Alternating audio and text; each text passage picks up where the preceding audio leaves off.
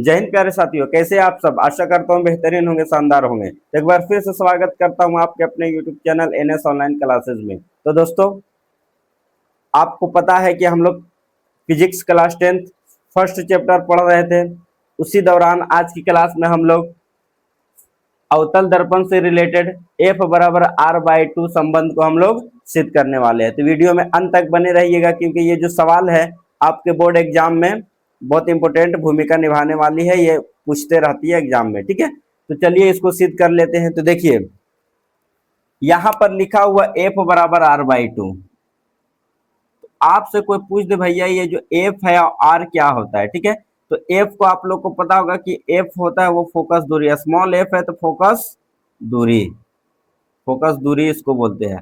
और ये जो आर है इसको क्या बोलते हैं, वक्रता त्रिज्या बोलते हैं। क्या बोलते हैं, वक्रता त्रिज्या। इसी दोनों के बीच हम लोग संबंध ज्ञात। यहाँ से अगर एफ बराबर आर बाई टू से आपको समझ में आ रहा हो कि जो फोकस दूरी होता है वो वक्रता त्रिज्या की कितनी होती है, आधी होती है। कितनी होती है, आधी होती है। तो यही संबंध हम लोग देखने वाले, किस दर्पण में, अवतल दर्पण में। तो हमेशा याद रखिएगा कि किसी भी गोलीय दर्पण में या तो वो उत्तल हो चाहे अवतल हो, एफ बराबर आर बाई टू ही होता है। यानी किसी गोलीय दर्पण में जो फोकस दूरी होती है वो वक्रता त्रिज्या की आधी होती है। फोकस दूरी वक्रता त्रिज्या की आधी होती है किसी भी गोलीय दर्पण दो होते हैं, उत्तल या अवतल। तो आज की क्लास में हम लोग अवतल दर्पण में एफ बराबर आर बाई टू को सिद्ध करेंगे। क्या ये सही बात है कि एफ बराबर आर बाई टू होता है? तो चलिए हम लोग स्टार्ट करते हैं। तो इसको इरेज कर देते हैं। तो देखिए, प्रश्न में है अवतल दर्पण में सिद्ध करना है। तो अवतल दर्पण बना लेते हैं। इस प्रकार से हमने एक अवतल दर्पण बनाया। अवतल दर्पण ये बीच वाला पॉइंट पोल कहलाता है, पोल कहलाता है, ठीक है। यहां से अगर कोई रेखा मिल रही है तो इस रेखा को क्या बोलते हैं, प्रधान अक्ष बोलते हैं। क्या बोलते हैं, प्रधान अक्ष, प्रधान अक्ष बोलते हैं। क्लियर। अब आगे यहां से देखिएगा, अब ये फॉर्मूला हो या कोई भी फॉर्मूला सिद्ध करने के लिए फिजिक्स में सबसे पहले हम लोग डायग्राम बनाते हैं। क्या बनाते हैं, तो अवतल दर्पण का ये हम लोग अवतल दर्पण बनाए। अब हम लोग फोकस को बनाएंगे। फोकस एफ जो है फोकस दूरी है, तो सबसे पहले फोकस बनेगा तब ना। तो फोकस बनाने के लिए हम लोग क्या करते हैं, फोकस का आप परिभाषा पढ़े होंगे। तो पढ़े होंगे कि किसी भी दर्पण में प्रधान अक्ष, किसी गोलीय दर्पण में प्रधान अक्ष के समानांतर आने वाली किरण दर्पण से परावर्तन के बाद प्रधान अक्ष को जिस पॉइंट पर काटती है उस बिंदु का नाम होता है फोकस। तो यहाँ से एक प्रकाश आया था जो कहां पर टच किया, फोकस पर। बस इसी इसी किरण की मदद से हम लोग फोकस बना लिए। क्लियर। फोकस, तो फोकस ये हो गया। अब इसी का दुगना दूरी पर क्या होता है, सी होता है। क्या होता है, सी। ये ऐसा डायग्राम हम लोग को बना लेना। अब बताइए, फोकस और पोल के बीच की दूरी क्या कहलाता है, तो फोकस दूरी। फोकस बना तब ना फोकस दूरी बना। क्लियर। अब आगे सी, ये वक्रता केंद्र से पी के बीच की दूरी क्या कहलाता है, वक्रता त्रिज्या। इस प्रकार से हम लोग डायग्राम बना लिए। अब ये जानने के लिए कि ये किरण का आपतन कोण परावर्तन कोण किस प्रकार, तो अभिलंब खींचेंगे। अभिलंब खींचेंगे तो क्या यहाँ पर दो एंगल बनेगा। ये हो गया आने वाली किरण, जिसको हम लोग आपतित किरण बोल सकते हैं, आपतित किरण। ये जो लौटा था इसको परावर्तित किरण बोलेंगे, कोई दिक्कत नहीं। इस प्रकार से ये अभिलंब बना, जो सी से हम लोग मिलाए क्या बना, नॉर्मल। तो इसका नाम दे देते ए बी एफ। से यहां तक हम लोग को सी मिल चुका है। क्लियर। अब बताइए, ये आपतित किरण और ये अभिलंब बना था, इसके बीच का कोण क्या कहलाता है, आई कहलाता है, आपतन कोण, ठीक है। ये परावर्तित किरण और अभिलंब के बीच कोण क्या कहलाता है, आर कहलाता है, यानी परावर्तन कोण। इस प्रकार से हम लोगों ने दो एंगल बना लिया। अब देखिए, कुछ हम लोग लैंग्वेज लिख दें। तो लिखेंगे, क्या लिखेंगे, जो जो हम लोगों ने यहाँ पर प्रोसेस किया वही बात को यहाँ पर लैंग्वेज के फॉर्म में लिखेंगे। तो लिखेंगे कि माना कि ए भी कोई किरण है। देखिए, ये भी कोई किरण, आपतित किरण है। ए भी कोई किरण है जो प्रधान अक्ष के समानांतर आ रही है, प्रधान अक्ष के समानांतर आ रही है, ठीक है। कोई दिक्कत, प्रधान अक्ष के समानांतर, जो दर्पण से परावर्तन के बाद, जब प्रधान अक्ष के समानांतर आने वाली किरण दर्पण से परावर्तन के बाद कहां गुजरती है, फोकस होकर गुजरती है। आप लोग को पता होगा, दर्पण के प्रधान अक्ष के समानांतर आ रही है जो दर्पण से परावर्तन के बाद फोकस से होकर गुजरती है, ठीक है।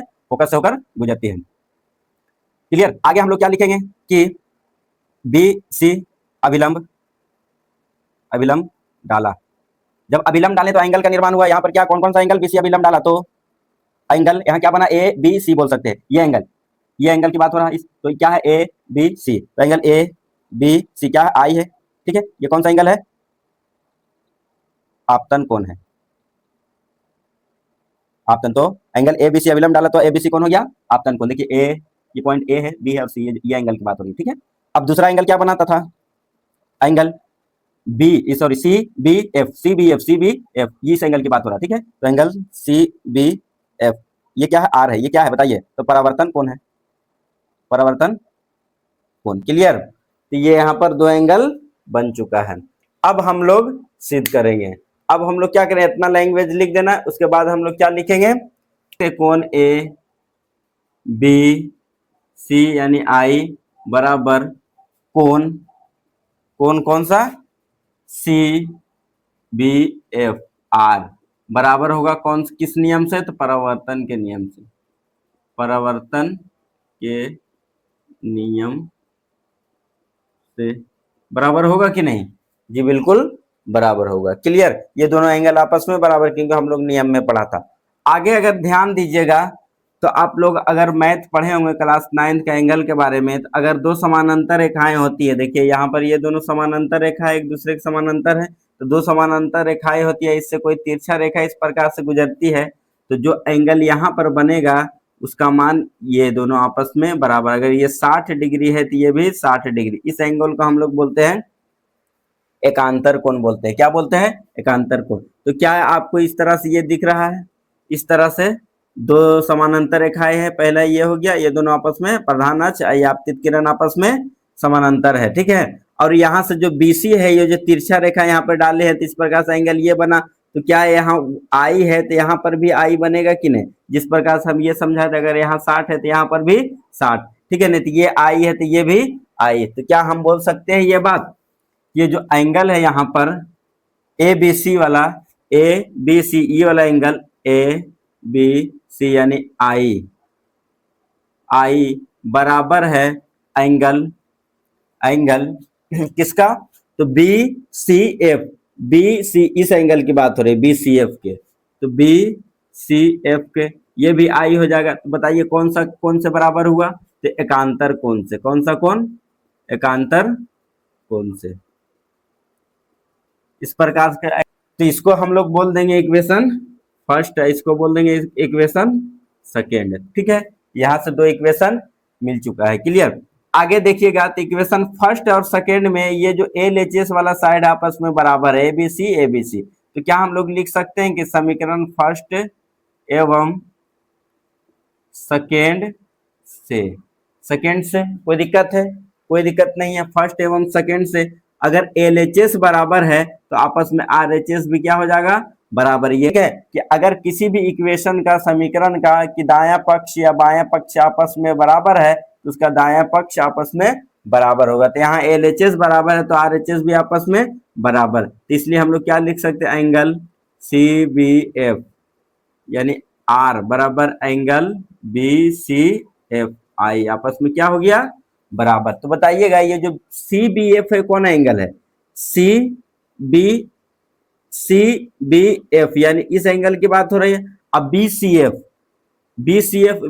एफ इस एंगल, यानी ये दोनों एंगल आपस में क्या है, बराबर है। अगर आप यहाँ ध्यान, ये जो है, ये जो आकृति इस प्रकार से बी सी एफ है, ये जो बना हुआ है, आपको एक त्रिभुज की तरह नहीं लग रहा, देखिए ये जो है त्रिभुज की तरह लग रहा है कि ना, ऐसी त्रिभुज के अंदर दो कोण आपस में क्या है, बराबर हो गए, ये दोनों कोण आपस में क्या हो गया, बराबर। तो आप लोग एक स्टेटमेंट जानते होंगे कि अगर किसी त्रिभुज का दो कोण आपस में बराबर है, क्या होता है, अगर किसी त्रिभुज का दो कोण आपस में बराबर होता है तो उसका दो भुजाएं भी यानी दो संगत भुजाएं आपस में बराबर होती है। तो अगर यहाँ पर I बराबर R है तो इसलिए हम लोग क्या बोल सकते हैं कि दो एंगल बराबर है तो दो भुजा भी आपस में बराबर, तो R के संगत भुजा कौन हो गया, CF हो गया। तो हम लोग क्या लिख सकते हैं कि CF बराबर I के संगत भुजा कौन हो गया, तो BF या F भी बोल सकते हैं, I के संगत, I के सामने वाली तो BF या FB बोल सकते हैं, तो FB आपस में क्या हो गया, बराबर हो गया। क्लियर? कोई दिक्कत है? कोई दिक्कत नहीं। दो कोण आपस में बराबर, किसी त्रिभुज के दो कोण बराबर तो उसकी संगत भुजा भी बराबर। तो आई के सामने बी एफ हो गया और आर के सामने सी एफ हो गया। क्लियर? तो ये दोनों एफ बी या बी एफ एक ही बात है। लिख दिए यहाँ पर दो भुजा आपस में बराबर। जब दो भुजा किसी त्रिभुज में बराबर है तो वो समद्विबाहु होता है, ये आप लोग को पता है। क्लियर? इस प्रकार से हम लोग दो भुजा को आपस में बराबर कर लिए। इसको इक्वेशन हम लोग क्या थर्ड बोल सकते हैं? तो जी बिल्कुल बोल सकते हैं। अब जो मेन पॉइंट है वो आने वाली है इस चैप्टर का, जो हम लोग को सिद्ध करना है। अब आगे देखिएगा, यहां से हम लोग एक बात आपसे पूछते हैं कि अगर ये जो पॉइंट है प्रकाश जो आपतित हुआ है, इस पॉइंट के बजाय यहां से होता तो कुछ दूरी कम जाती, यहां से होता, यहां से होता, या कहीं से भी हो सकता था। मान लिया जाए कि ये जो प्रकाश का आपतन हुआ है, ये जो आया प्रकाश आया है, ये प्रधान अक्ष के बिल्कुल सट करके आया होगा, यहाँ पर से टकरा के वापस लौटता, तो बी पी के काफी निकट हो जाता कि नहीं? तो जी बिल्कुल हो जाता। तो यहां से लिख लेंगे कि यदि बी पी के काफी निकट होता तो काफी निकट होता तो क्या हो जाता? बी बराबर पी हो जाता। यानी बी है, अब पी एक ही स्थान पर है, तो बी बराबर क्या हो जाता? पी हो जाता। तो जहां बी बराबर पी है, यानी पी के जगह हम लोग बी के जगह पी रख सकते हैं। तो जी बिल्कुल। तो यहां से इसलिए हम लोग क्या लिखेंगे? इसको समीकरण नहीं मानते हैं। क्लियर? इसको नहीं मानते। तो सी एफ बराबर, यहाँ पर बी पी के काफी निकट, तो बी बराबर पी, यानी जहां जहां बी है वहां पी रख सकते हैं। इस प्रकार से बी के जगह पी रखेंगे तो क्या हो जाएगा? सी एफ बराबर पी एफ। सी एफ बराबर आपस में क्या हो जाएगा? पी एफ, यानी सी एफ बराबर पी एफ। इस प्रकार से हो गया P F. Clear? P F हो गया। इसी को पोल या बी बोल, पोल को पी से सूचित कर दो। कोई दिक्कत? कोई दिक्कत नहीं। आगे हम लोग क्या लिखते हैं? अब हम लोग मेन पॉइंट की बात करेंगे। तो देखिए यहाँ पर ध्यान से समझिएगा।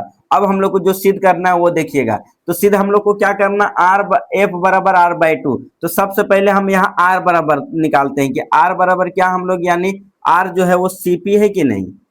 यहाँ लिखेंगे चूंकि सीपी बराबर क्या हम लोग लिख सकते हैं? अगर कोई रेखा इस प्रकार से सीपी है, सीपी इस प्रकार से कोई रेखा है, इसके बीच में कोई पॉइंट है पी एफ है, सॉरी एफ है कि नहीं, यहां से सीपी को रेखा है, इसके बीच में कोई पॉइंट है एफ, तो क्या हम सीपी का जो मान निकालेंगे तो इस प्रकार से सीपी बराबर टोटल दूरी निकालते हैं, तो यहां से यहां तक की दूरी और यहां से यहां तक की दूरी का योगफल के बराबर होगा। तो सीपी बराबर क्या हम लोग लिख सकते हैं कि C F plus F P. इस प्रकार से लिख सकते हैं। अगर आपको नहीं समझ में आया होगा तो समझिए, एक उदाहरण के थ्रू समझाते हैं। मान लेते हैं यहां से यहां तक की 10 मीटर की दूरी है, सीपी 10 है और ये 5 है और ये आपसे पूछेगा तो आप लोग क्या करिएगा बताइए। तो अगर आपसे पूछेगा कि देखिए सीपी का मान है 10 मीटर और ये 5 मीटर है, तो इसका मान बताइए। तो ये भी कितना होगा? 5 मीटर। क्यों? क्योंकि दोनों को जोड़ने पर कितना आना चाहिए? 10। अगर यहाँ से यहाँ तक 10 है और यहाँ से यहाँ तक 5 है, तो यहाँ से यहाँ तक 5 होगा, तब ना दोनों को जोड़ने पर 10 आएगा। इस प्रकार से हम क्या बोल सकते हैं कि सीपी का जो मान होगा वो सी ए प्लस एफ पी के बराबर होगा। तो वही लिख दिया, चूंकि सीपी बराबर सी ए प्लस एफ पी। क्लियर? यहां से हम लोग अगर जो आगे लिखते हैं तो सीपी, इसको इक्वेशन थर्ड कर दो, सीपी बराबर C F plus P F. एक बार और लिख दो, कोई दिक्कत नहीं। अब बताइए यहां पर जो सी एफ है, सीएफ के जगह क्या हम लोग पीएफ रख सकते हैं, यानी एफ पी रख सकते हैं? तो जी बिल्कुल रख सकते हैं। तो यहां से हम लोग डायरेक्ट सीएफ के जगह क्या रख सकते हैं? F P. कहां से हम लोग रखे हैं? समीकरण थर्ड से। इस प्रकार से यहां तक हम लोग समीकरण थर्ड बन गया। आगे इसी को अगर हल करते हैं तो सीपी बराबर हम लिखेंगे, तो देखिए पीएफ के पीएफ हो गया, दो पीएफ या एफपी बोलो पीएफ बोलो, बात क्या है? सेम है। क्लियर? अब बताना यहाँ पर से सीपी का मान कितना है, तो सीपी बराबर आर है, आपको दिख रहा होगा यहां से यहां तक की दूरी कितना है? आर है, तो इसको आर लिख देंगे, आर। अब बराबर 2 अगुने पीएफ कितना है? तो एफपी बोलिए, एफपी बोलिए, एफपी या पीएफ, बात क्या है? एफ, एफ है, दोनों एफ है। यहां से हम लोग एफ बराबर निकालेंगे तो गुना में 2 क्या आ जाएगा? बटा में, तो एफ बराबर आर बाई 2 हो जाएगा। यही हम लोग को क्या करना था? प्रूफ करना था। क्या? तो दोस्तों उम्मीद करता हूँ इतनी बातें आप लोग को समझ में आए, जो हम लोग को सिद्ध करना था वो आप लोग को स्टेप बाय स्टेप समझ में आई होगी। तो मिलते हैं कल की क्लास में। हम लोग आज अवतल दर्पण सिद्ध किए थे, कल की क्लास में उत्तल दर्पण सिद्ध करेंगे। ठीक है, तो उम्मीद करता हूं जो भी बात अभी हमने बताई आपके माइंड में अच्छी तरह से समा गई होगी। तो अगर अच्छा लगा वीडियो तो हमारे चैनल को सब्सक्राइब करें, अपने दोस्तों के साथ शेयर करें। मिलते हैं उत्तल दर्पण के साथ, तब तक के लिए जय हिंद, जय भारत।